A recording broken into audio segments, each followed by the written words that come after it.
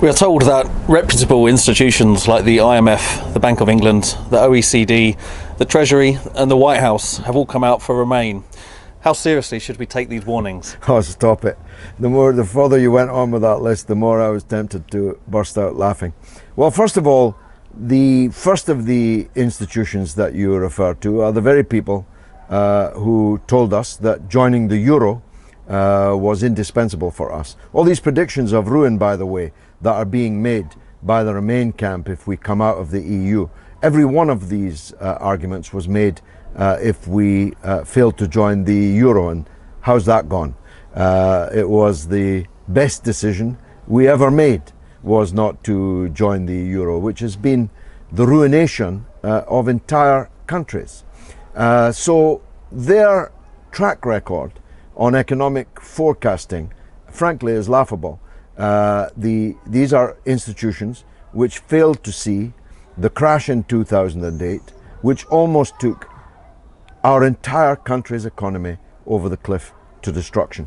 And that destruction was only avoided by the British public, who had had no part in the creation of the crash and benefited nothing or next to nothing from the boom which preceded it, by pumping in hundreds of billions of pounds in public subsidy to these institutions. As for President Obama, my advice to him would be, don't you have enough problems at home that you should be attending to?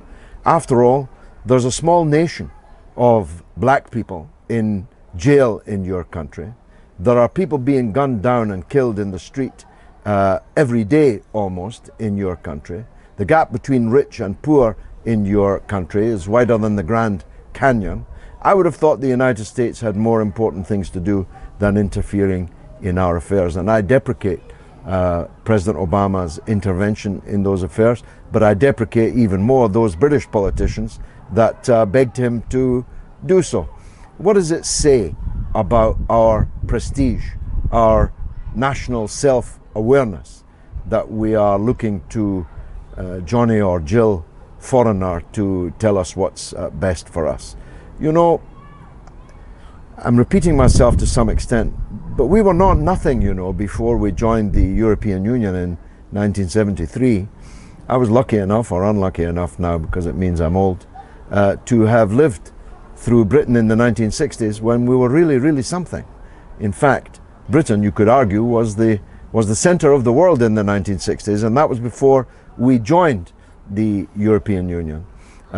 We introduced reforms in the 1960s that were decades before their time in most European countries and in the European Union. We had a coal industry, a steel industry, a shipbuilding industry, an aviation industry. We built Concorde. We had the city of London, and the West End of London was the cultural capital of the whole world, all before we joined the European Union. I find it insulting to the British to hear us described as some kind of basket case only kept afloat by the European Union.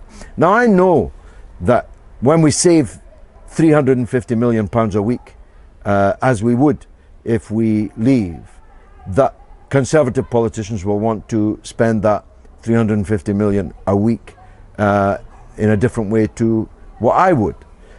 But I would spend it on making Britain great again, not to hand out in tax cuts to the richest people, but in making Britain great again. And I believe it could be.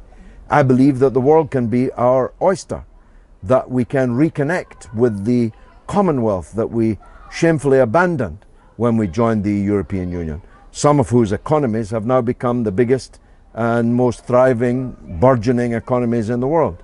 We can link up wholeheartedly with the BRICS, Brazil, Russia, India, China, South Africa, Iran, and many others that are where it's at rather than where it used to be. I believe that the European Union is a collection of failing, fading economies. Of course, it will still have cultural weight. I'll still be happy I'm a European. I'll still love Europe.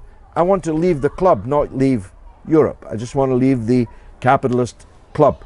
If I leave my golf club, it's not because I hate golf. It's because I want to play on another course.